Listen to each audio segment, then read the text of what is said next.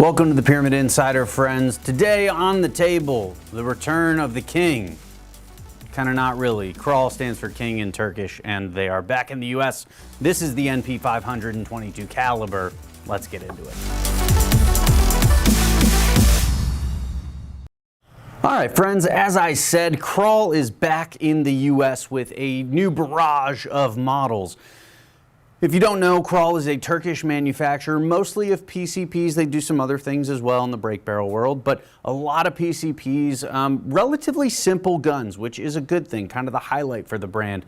But their range spans everything from kind of your basic side lever with a shroud, all the way up to bottle guns that are regulated. And this NP-500 kind of falls in the middle. The reason I like it and chose it for the review today, as we're taking a kind of a refreshed look at the brand, is because it's a very short little gun with a huge bottle. So it may not be the most powerful in the lineup, but you do have a huge shot count potential out of this gun, and that's why I wanted to take a look at it. So I like the form factor. It's a good looking little gun. Let's talk a little bit about the details, and then we'll hit the range and look at performance. So out of the box, or in this case actually a hard case, which is a nice little feature, the NP-500 comes in at right around 34 inches, and that is with this buttstock extended as far as it will go. Collapses, I think, at this length right here is right around 30 inches. So a nice little compact package, but does weigh about 8 pounds. So it's got some stout weight to it, and that's not considering the scope or the bipod. So that's just stuff I've thrown on here. But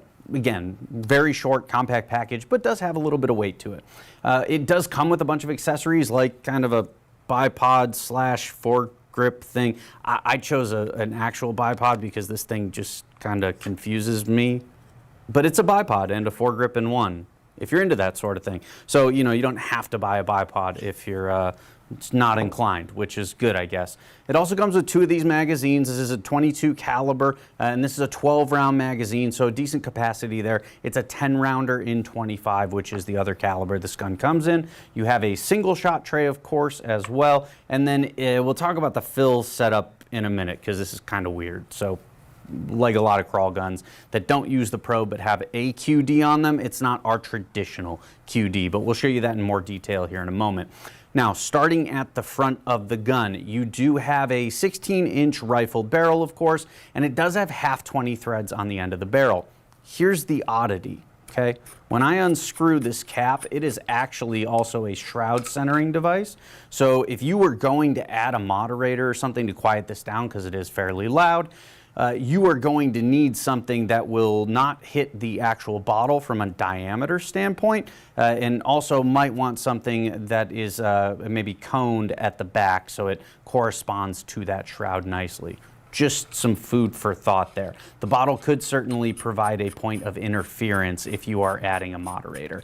But the barrel is fully shrouded, but like you saw there, that is the end of the barrel that I just unthreaded this off of, so it's going to be very loud. There is no extra shroud space on the end to quiet it down. You have a 500cc bottle underneath. This is a very stout, large aluminum bottle, and it fills to 250 bar, 3625 PSI.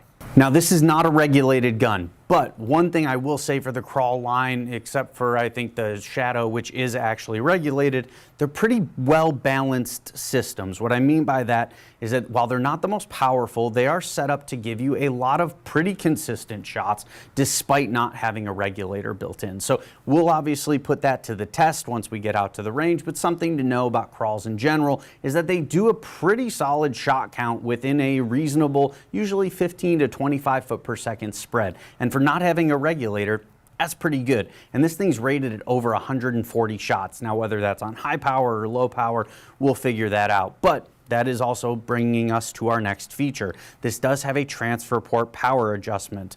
So you have a nice knurled knob on the right-hand side of the action that you can turn at will. It doesn't have any detents, but you do on the left-hand side have your little scale.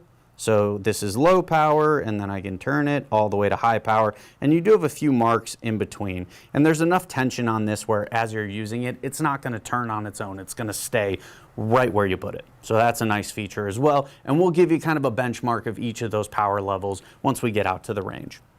Now, if you're looking for the pressure gauge, it is on the underside of the gun here, and it is color-coded, so you do have up to 250 bar, which is the max fill pressure. Like I said, that is the green section. That's where it transitions from green to red, so that's where you stop, obviously, and you've got a nice color-coded system there that reads in bar. And I mentioned the fill system earlier.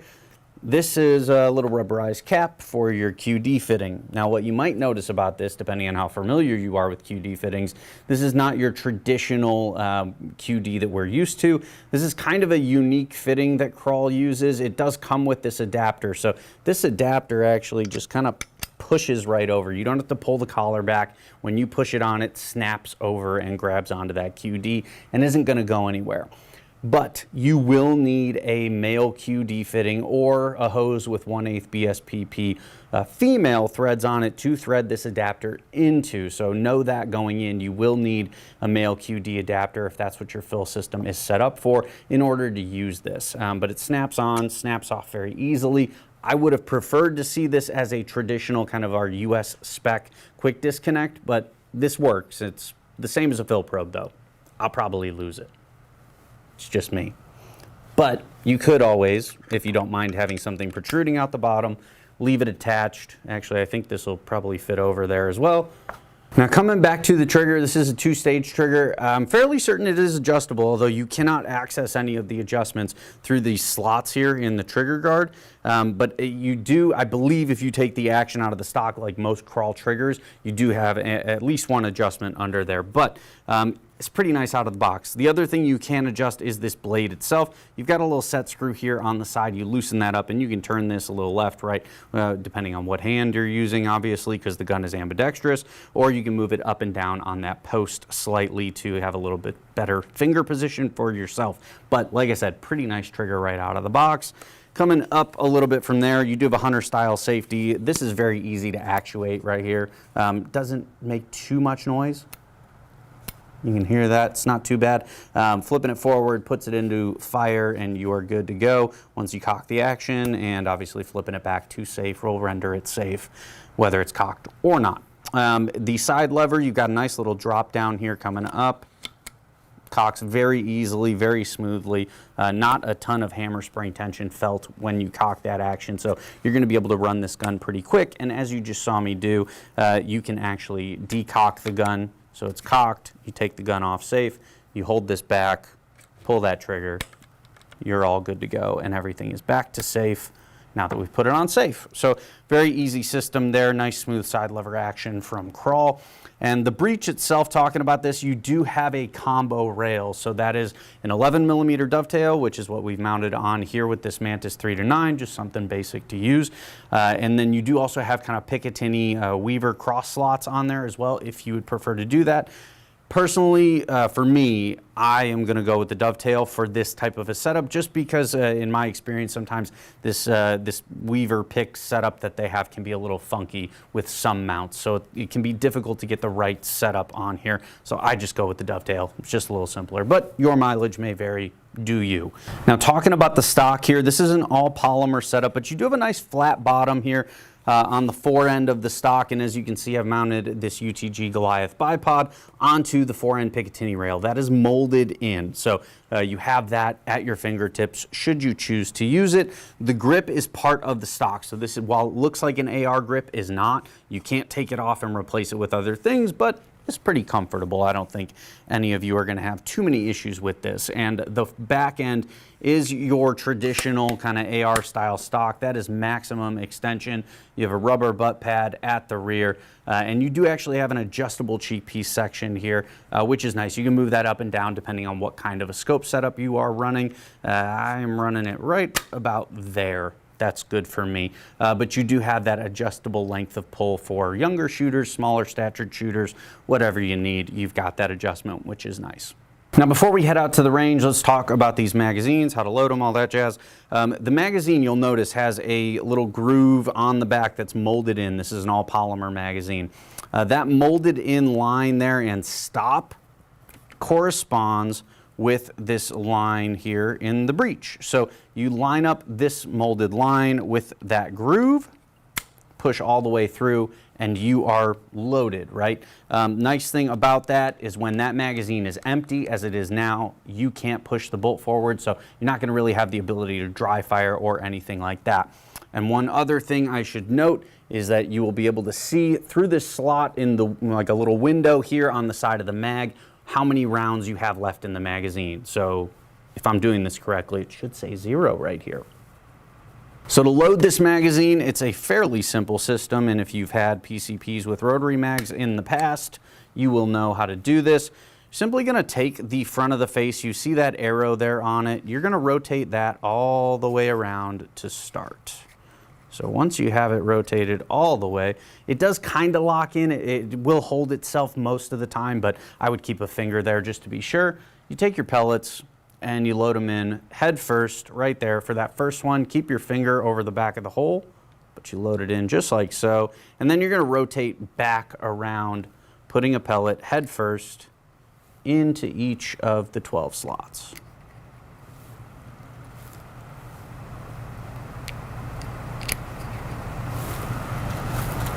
And there you go. And again, as I mentioned before, you see that 12 there, 12 rounds, you are ready to roll. So now that we're loaded up and ready to hit the range, let's do that, see what kind of accuracy this thing's got going for it and what that shot count looks like. I am expecting a long shot string today. Let's go find out.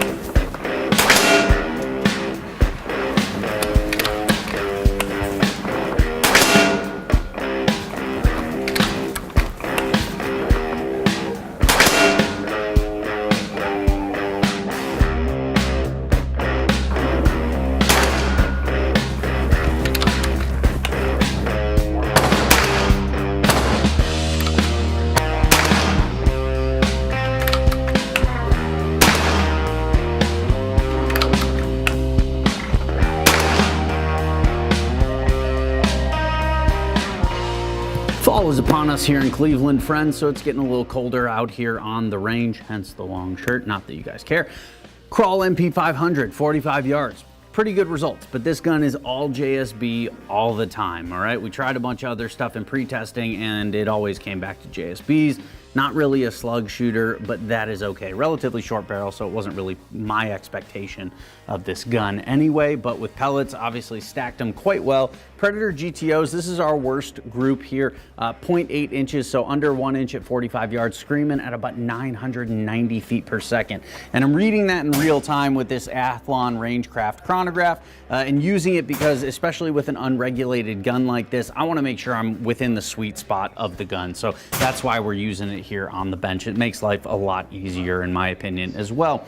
Moving over to the JSB 18s, group's getting a lot better, all right? This is just over a half inch, 0.55 at 45 yards, 870 feet per second. This is a very solid group. And then with the JSB 1589s, just under 16 grains there, you are looking at a sub half inch group, 0.45 inches for 5 shots at 905 feet per second, give or take. We are gonna take these over the chronograph, do trigger, sound, all of that stuff, give you a full string, and then we'll play with these transfer port adjustment settings, as we mentioned in studio, and give you an idea of what you can expect at each one of these positions with those 1589s. Let's do it.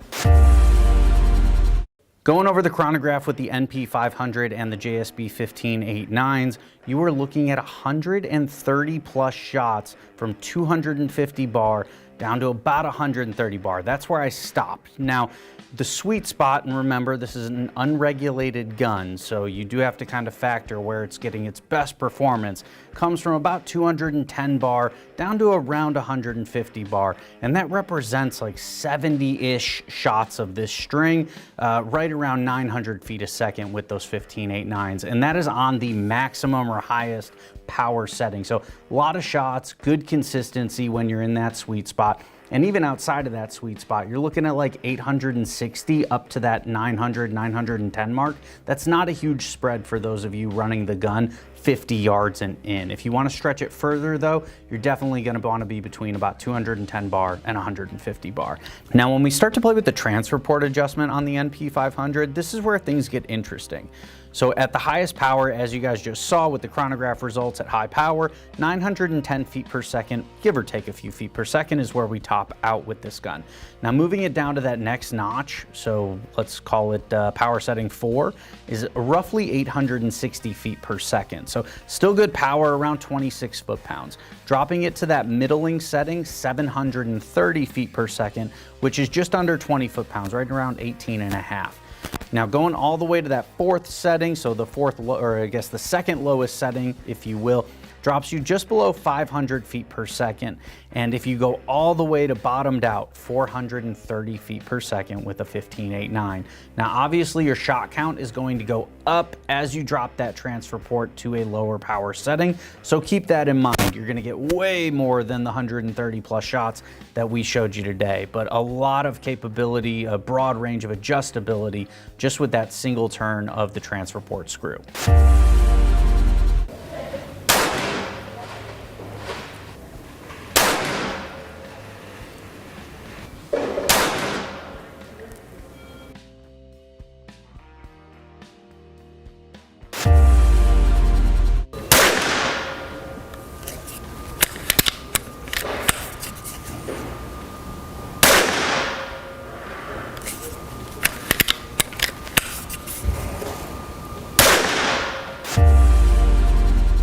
All right, friends, let's wrap up today's review of the NP-500 from Kral. It's good to see Kral back in the US. I think this gun has a lot to offer.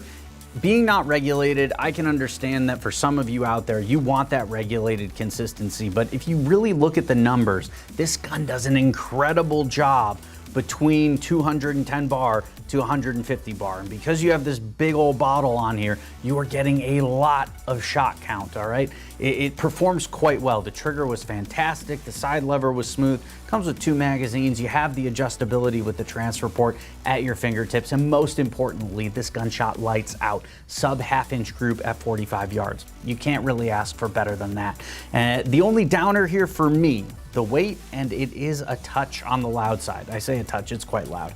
But you do have the half 20 threads on the end there to quiet it down if you need to do that. And you guys know where to find those things out there on the interwebs.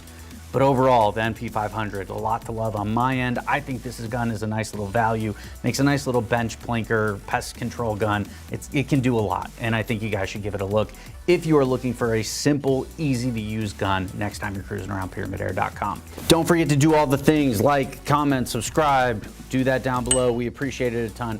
Thank you for watching. As always, for The Insider, I'm Tyler Patner, and we'll see you next time.